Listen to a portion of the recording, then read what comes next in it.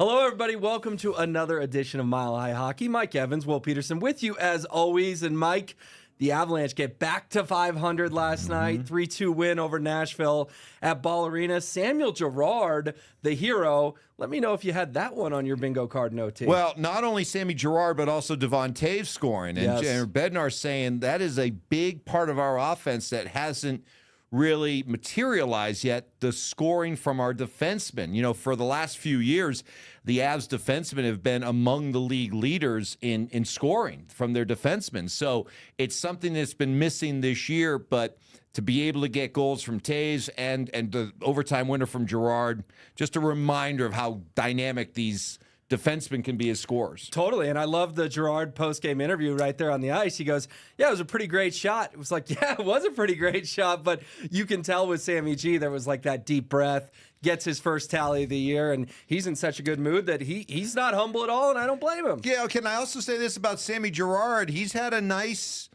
comeback, hasn't he, from where he was just a couple years ago, where you had a lot of Avalanche fans who were kind of over Sammy Girard. They felt like he was making too much money, carrying around too big of a salary, wasn't worth it as maybe a third, fourth, fifth defenseman at times.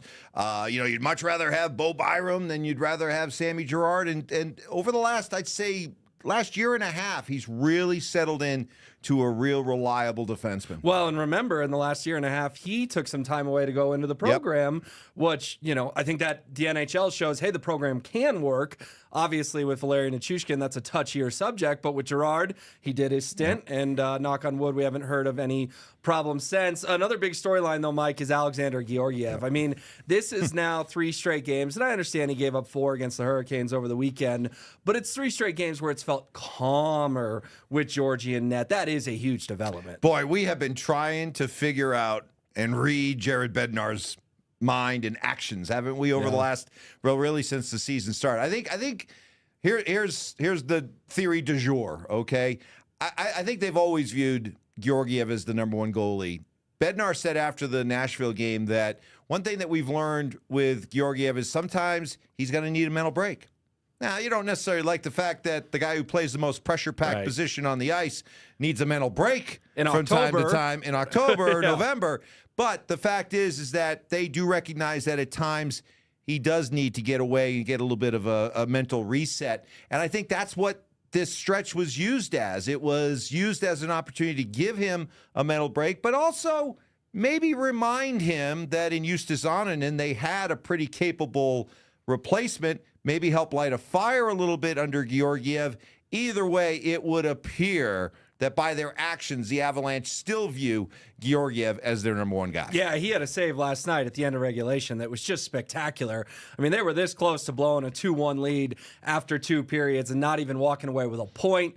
The puck just lays on the goal line. He's sprawled out. They force OT to get the point and then, of course, get the bonus point in overtime. And remember, the Avalanche also got rid of Kaapo Kähkönen yesterday as well. So that era is over. I mean, he played 1 game, Mike. Yeah. It was more of a message to Georgiev than it was anything else. But I think that was another sign that they're no longer doing this 3 goalie shenanigans, that they do believe in Georgie and Juice as the backup. Well, I guess I got to ask you and everybody out there, how do you feel about the fact that your coach is coming out and basically admitting, yeah, our goaltender, for a team that's trying to win a Stanley Cup, we understand he's going to need mental breaks from time to time. Wouldn't you not like to have that said about your number 1 goaltender? No, I don't think you would. He's basically saying, yeah, listen, our guy can be mentally fragile from time to time, and we got to give him a break. I do think what it goes to is a theory you brought up a couple of weeks ago, is that their goalie for the playoff run may not be on this roster. And yeah, it's nice to say Georgie's back because he is back. He looks better. He looks more like himself over the last 3 games, but there's a real chance that they make a move for a goaltender at some point. Now, again, how that works with the cap and all that remains to be seen. But do you still stand by that theory that maybe their playoff goalie isn't a member of the team at the moment? Well, it is a happy coincidence, isn't it, that with him playing better, if you're looking to move him, his value has certainly increased. Yeah, definitely. And you'd probably have to trade him to get the money to work. Another big development yesterday at Ball Arena, Mike, is Gabriel Landeskog back out there skating. Now, this to me felt calculated. It did. It did. There's no other way to slice it. That there's all this talk about a setback. You and I had those conversations last week. Heck, Jared Bednar is like, well, it was a setback, but I'm not sure it was a setback. The key line, Mike, was he was starting to feel better in the gym. That was the one that got all the alarm bells going off from fans of like, gym? Why is he in the gym? Right. He needs to be skating. It did, remember, Landeskog fired back on Instagram about, is it time to retire? Is it though? You know, the comment that he had to the fan. I think Gabe knew the cameras were going to be there yesterday morning. I think Gabe did not like all this chatter that he should retire and he may never play in the NHL again. And I think it was calculated. Again, I don't hate it, but I think it was calculated that he skated yesterday at Ball Arena. Yeah, and here's where I'm at right now with Gabe. I don't have any real I don't have any real confidence he's going to be back. But here's the other thing though. Gabe Landeskog has earned the right to do this on his own timetable. Sure. I heard on our station, Zach By and Philip Lindsay were debating the idea that what if another player on a team in Denver, what if Jamal Murray, what if Cortland Sutton did this? Would he be afforded the same kind of patience and grace that Avalanche fans have given to Gabe? Yeah. And I say I would hope so, because in this scenario, you're talking about an injury that is very, very rare in sports. You're also talking about a guy who you're able to take his salary, you put it on long-term injury reserve, you're still paying the guy, but it's not really impacting your everyday roster and salary cap. And for what Gabe has done for this franchise, let him do this on his own terms. And yeah, eventually you'll have to get to a point where you're going to have to make some sort of decision. I don't think we're there yet. So you know what? If Gabe wants to keep this dream alive of coming back, who are we to tell him that he shouldn't? Right. And I think that's well said. And I also think it's key that he was skating. Like, that to me is okay, it was a setback. I think we can all agree it was a setback. But it wasn't like it's now February and this is the first time we've seen him. It's still November. It's only a week later. And yeah, it's before the team gets out there. I get it. But Jared Bednar did say afterwards, and I found this quote curious. This was after morning skate yesterday.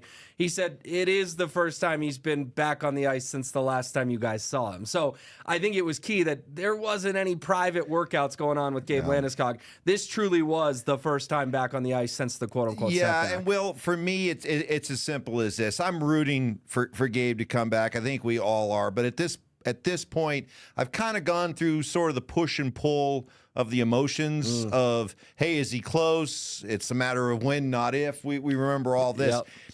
Yep. With Gabe right now, until I see him go through a full-scale practice, scrimmage out there on the ice, I'm just going to assume he's not coming back. Big difference between skating on your own and skating with the team. I think that's a critical point. Wednesday night, they will host the Los Angeles Kings, and then Friday night, the Washington Capitals. We'll get into that a little bit more on Thursday, Mike, with the Capitals specifically, but that's a big night at Ball Arena. Jared Bednar confirming Valeri Nichushkin will play, provided the NHL clears him, which I believe they will if Bednar's this confident, but that's one that a lot of eyeballs are going to be on Friday night. Nichushkin and Ovechkin in town. Do we have enough vodka in Denver?